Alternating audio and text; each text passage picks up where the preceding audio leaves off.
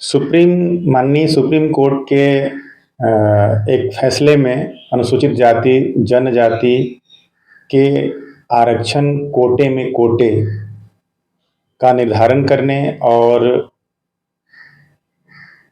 Creamy layer का प्रावधान लागू करने का जो है फैसला दिया है, जिससे देश भर के अनुसूचित जाति जनजाति के संगठन ने ये पूरे देश भारत बंद करने का ऐलान किया है।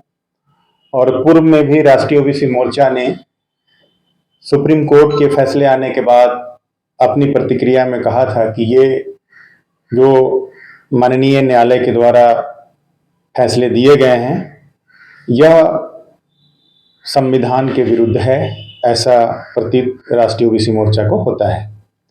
और आज हम पूरे झारखंड प्रदेश में जो 21 अगस्त को जो बंदी है उसका राष्ट्रीय ओबीसी मोर्चा समर्थन करता है और सड़कों पर उतरकर बंदी में भाग लेगा। आरक्षण का जो आधार है सामाजिक रूप से और शैक्षणिक रूप से और अनटचेबल अछूतपन के कारण ये आरक्षण प्राप्त हुआ है। और जो आरक्षण आज़ादी के बाद से जो मिल रहे हैं उसका अभी पूरा नहीं हो रहा है। अनुसूचित जाति का 15% है और अनुसूचित जनजाति का 7.5% राष्ट्रीय स्तर पर है, लेकिन उनका वो कोटा भी पूरा नहीं हो रहा है। तो फिर ये सवाल कहाँ उठता है उसमें वर्गीकरण करने का। जब पूरी तरह से वो भर जाता है कि एक जाति वर्ग का ही जो है लोग उसमें भर जा रहे हैं, तो एक सवाल उठता। दूसरी बात है आप कैसे इसका गणना करेंगे? जब तक जातीय जनगणना नहीं करेंगे तब तक ये पता कैसे चलेगा कि किस जाति की संख्या कितनी है और कितने पदों पर वो विराजमान है। इसलिए मेरी मांग है कि केंद्र सरकार सबसे पहले देश में जातीय जनगणना कराए और ये जो प्रावधान किया जा रहा है देश में जो बांटने की ये काम हो रही है वो बंद हो।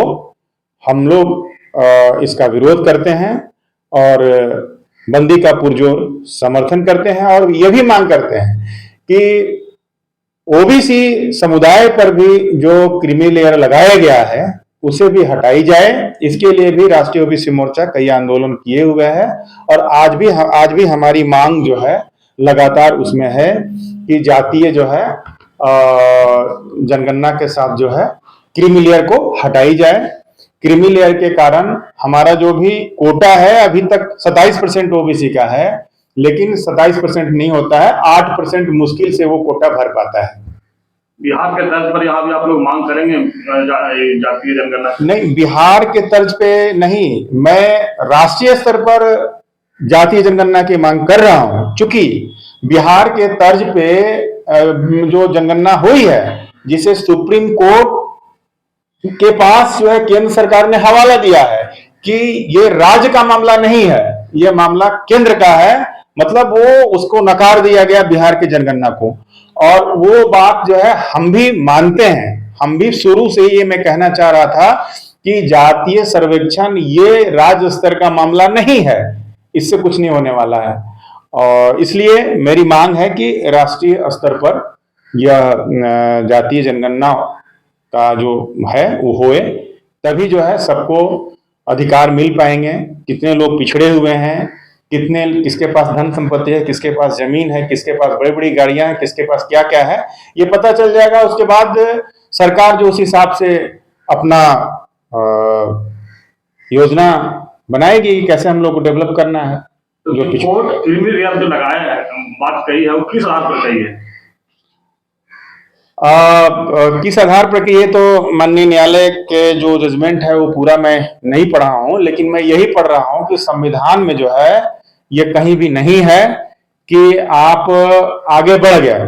आज ये स्थिति क्या है कि जीतन राम मांझी पूर्व मुख्यमंत्री वो मंदिर में गए, तो मंदिर से जो है वापस आए तो उनको धुलवाया गया। अब चीफ मिनिस्टर से भी और कोई बड़ा आदमी हो सकता है राज्य में? ये उत्तर प्रदेश के पूर्व मुख्यमंत्री अखिलेश यादव जी, वो जब वहां अपना उनका घर छोड़े अपना वो, मुख्यमंत्री निवास, तो वहां गंगा जल से और गौमूत्र से साफ कराया गया। तो इससे स्पष्ट होता है कि हम अभी भी लोगों की समानता नहीं आई है। जो संविधान में है समता, स्वतंत्रता, बंधुत्व, सबको समान न्याय, जब आप एक पटल पर भी वही भेद हो रहा है तो फिर आगे कैसे होगा। इसलिए किसी भी रूप में हम लोग ये जातीय सर्वेक्षण को नहीं स्वीकार करते हैं। इसी के विरोध में हम लोग सड़कों पर उतरेंगे। मैं राजेश कुमार गुप्ता, प्रदेश अध्यक्ष, राष्ट्रीय ओबीसी मोर्चा। किला है, गढ़वा, झारखंड से हूँ मैं, और मैं राष्ट्रीय ओबीसी छात्र मोर्चा का प्रदेश संयोजक हूँ। और मैंने जो 1 अगस्त का एक रिपोर्ट देखा पेपर के माध्यम से कि माननीय सर्वोच्च न्यायालय के द्वारा फैसला दिया गया है कि ओबीसी और एससी और एसटी के रिजर्वेशन में वर्गीकरण किया गया है, डिवाइड किया गया है।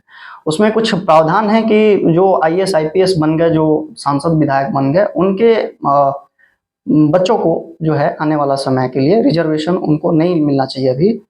और ऐसा कुछ प्रावधान किया कि जो सक्सेस हो गए हैं और गरीबी रेखा से ऊपर उठ गए हैं तो उनको रिजर्वेशन का लाभ नहीं दिया जाएगा। इस तरह का जो क्रीमी लेयर है ओबीसी में भी लगाया गया है। तो हम लोग तो शुरू से मांग करते आ रहे हैं कि जो हमारा ओबीसी का 27% रिजर्वेशन था, पहले उस कोटा को पूरा किया जाए। SC ST का जो कोटा है 15% और 7.5% जो भी है वो पूरा किया जाए। वो कोटा हमारा पूरा हुआ ही नहीं है। और एक तरफ जातीय जनगणना रोका हुआ है 12-13 साल से।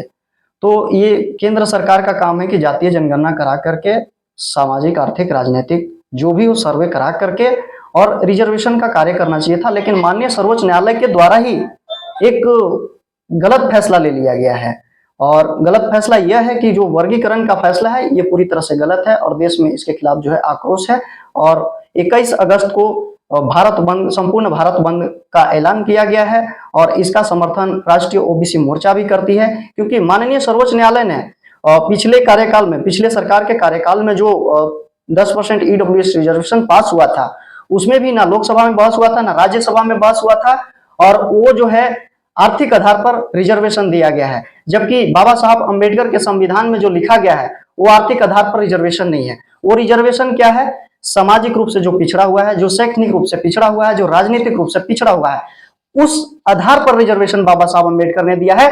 और अगर आर्थिक आधार पर रिजर्वेशन देना रहता तो ये केंद्र सरकार का मामला है। केंद्र सरकार फ्री में राशन दे रही है, फ्री में पेंशन दे रही है, फ्री में स्वास्थ्य सुविधा दे रही है, फ्री में शिक्षा दे रही है। लेकिन कुछ राजनीतिक गड़बड़ी की वजह से भी कुछ जो है बहुत ज्यादा गलत हो रहा है, जिसमें हमने देखा कि एजुकेशन पर टैक्स लगा दी गवर्नमेंट ने। गवर्नमेंट को ये चीज फिलहाल सोचना चाहिए था, भारत सरकार को, कि एजुकेशन पर टैक्स लगाने से पहले हम जातीय सर्वेक्षण करा ले, जातीय सर्वे करा के पता कर ले कि इकोनॉमिकली और शैक्षणिक रूप से, सामाजिक रूप से, राजनीतिक रूप से जो वर्ग पिछड़ा हुआ है, हमें उस आधार पर आगे का कदम बढ़ाना चाहिए था। लेकिन माननीय सर्वोच्च न्यायालय के द्वारा जो हम देख रहे हैं, वहां देख रहे हैं कि आर्टिकल 340 का वायलेशन हो रहा है, आर्टिकल 341 का वायलेशन हो रहा है, आर्टिकल 342 क्लोज 2 का वायलेशन हो रहा है, आर्टिकल 14 का, आर्टिकल 16 क्लोज 4 का वायलेशन हो रहा है। ये माननीय सर्वोच्च न्यायालय के द्वारा किया जा रहा है। और हम तो यहाँ तक देखते हैं कि सर्वोच्च न्यायालय में SC ST OBC के जज भी नहीं है औसत कोटा में। तो ये हम संपूर्ण भारत का बंद का समर्थन करते हैं 21 अगस्त को। और पूरे हम जो है झारखंड प्रदेश में सड़कों पर हम लोग उतरने के लिए बाध्य हैं। क्या अपील दायर करेंगे इस बारे में? जी, हम माननीय सर्वोच्च न्यायालय से यही अपील करेंगे कि जो हमारे ऊपर वर्गीकरण का कार्य किया जा रहा है, इसको आप अपने तरीके से नहीं फैसला लें। ये साउथ कोरिया वाला जो रूल है, साउथ कोरिया का किम जोंग का, कि वो अपने से फैसला ले लेता है, खुद को भगवान समझ लेता है, उस तरह से फैसला ना लें। देश हित में काम करें। लोकतंत्र है, लोकतंत्र में सब स्वतंत्र है और सभी जनता का राय लेकर के, उसके लिए राज्यसभा है, लोकसभा है।